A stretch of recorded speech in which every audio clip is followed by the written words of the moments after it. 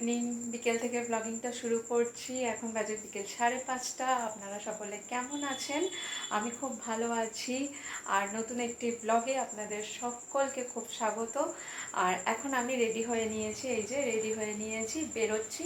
মেঘাকে নিয়ে যাব পড়তে, প্লাস আমিও একটু বাজারের দিকেই যাব, দেখাবো আপনাদের যে কী কী নিতে যাব। খুব এসেনশিয়াল কিছু জিনিস নিতে যাব, সেটাই জানাই। আর ওয়েদারের অবস্থা কীরকম এখন দেখছি, দেখাই আপনাদেরও যে আকাশের অবস্থা কীরকম হয়ে আছে। আরেকটা জিনিস, আজকে কিন্তু দুপুরবেলা আমাদের এখানে ভালোই ঝড় বৃষ্টি হয়েছে, কিছুক্ষণের জন্য হলেও হয়েছে। আর এই যে মেঘাও রেডি হয়ে নিয়েছে। এই মুখ চোখ ভালো করে ক্লিন করো তো। চলো তাহলে এখন বেরিয়ে যাই।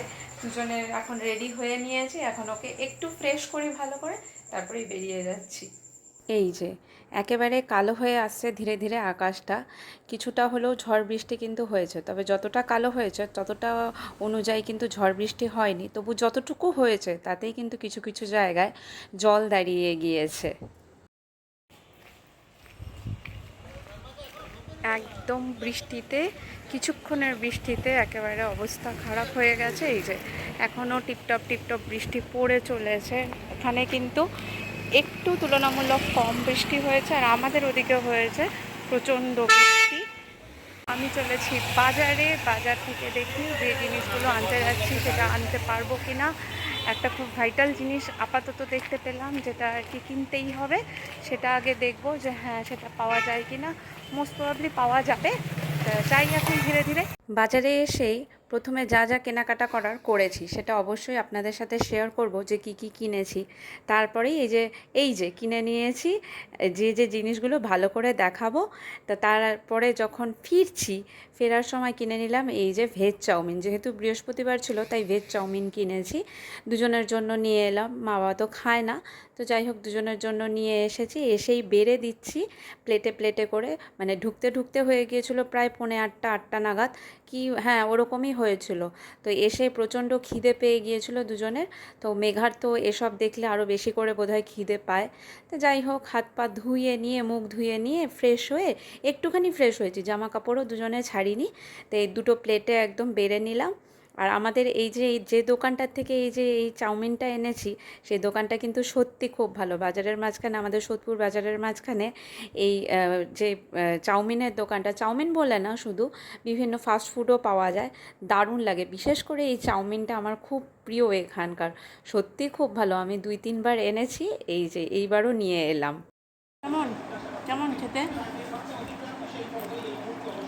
দেখতেই পেলেন মেঘার কত সুন্দর রিভিউ। এইসব খাবারে তো রিভিউ দারুণ হবেই, কারণ খুব পছন্দ করে। তো আমিও খেয়ে নিলাম আমার প্লেটের থেকে। আমার প্রচণ্ড খিদে পেয়েছিল, সত্যিই খুব সুন্দর। কিন্তু যতই চাউমিন খাই আর যাই খাই, চা না খেলে চলে নাকি? যতই গরম পড়ুক আর যাই হোক। তাও আবার আজকে খেয়েছি দুধ চা। 1 প্লেট চাউমিন, তার সাথে দুধ চা, এই ছিল আমার সন্ধ্যের টিফিন। মেঘা আর কিছু খাইনি, আর কিছু খাওয়া উচিতও নয় যদিও।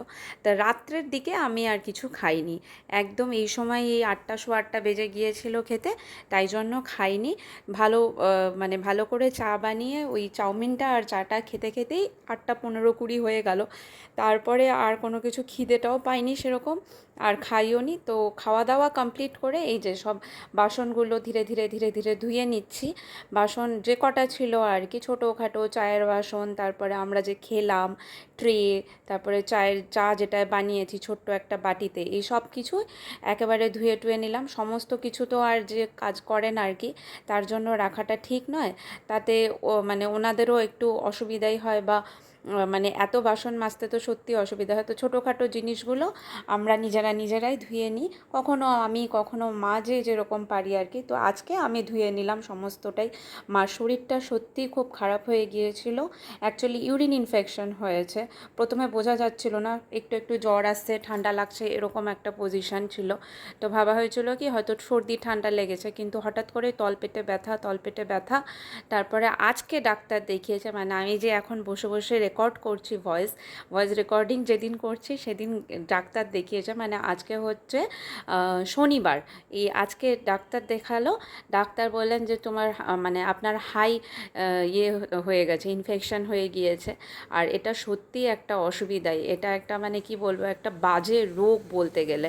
তা যাই হোক, এবার ডাক্তার দেখিয়ে এসছে, টাচুড এখন অনেকটাই ভালো, ওষুধ খাওয়ার পরে ফিলিংসটা আর ওই পেটে ব্যথাটাও নেই। তো ওই জন্যই মা গত রাত বা তার আগের রাতেও সেরকম কিছু একটা করছে, কাজ করছে না এরকম নয়, কিন্তু সেরকম একটা মানে সুস্থতা নেই। পরে চলে এসেছি, এবার দেখাই আমি কি কি কিনেছি বাজার থেকে। এই দেখাই এটা,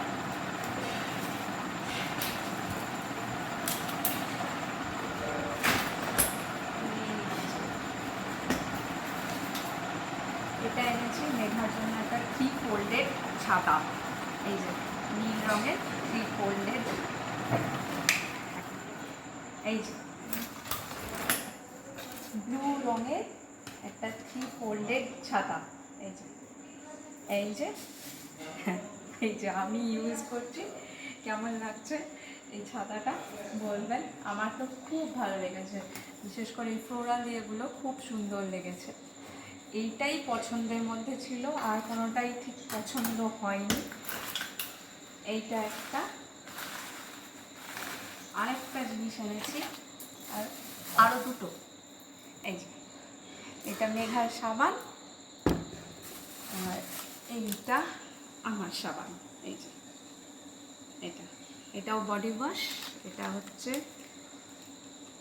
jasmine blossom body wash aroma ম্যাজিকের, আর এটা হচ্ছে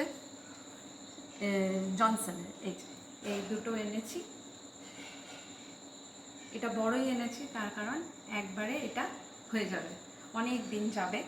আর এটা আমি এনেছি লুফা দিয়ে স্নান করতে গেলে এই রকম বডি ওয়াশ হলে বেশি সুবিধা হচ্ছে।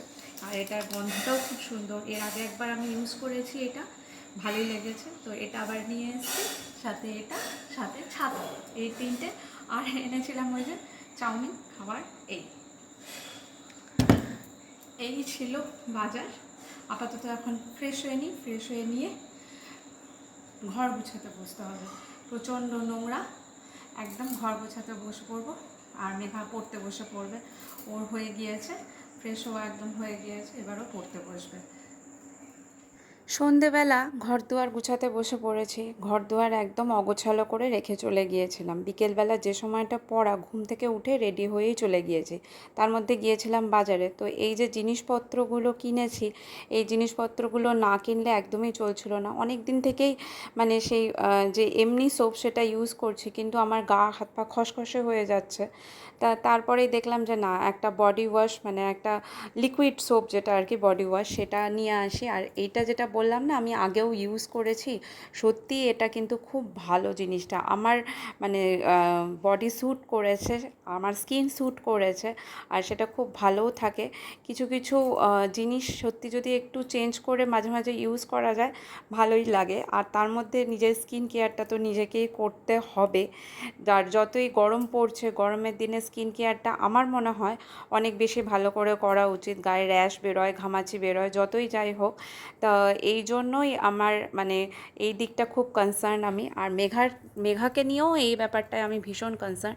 ওকেও মানে ওই টপ টু টো যেটা জনসনের দেখতে পেলেন, সেটা ছাড়া আমি ইউজ করাই না এখনও অবধি। আমার ইচ্ছা আছে 12-14 বছর পর্যন্ত ওই একটাই ইউজ করুক, তাই সেটাই আমার মানে টার্গেট আছে। আর ডাক্তারও বলেছেন যে না, এখনই জনসন ছাড়ার কোনো দরকার নেই।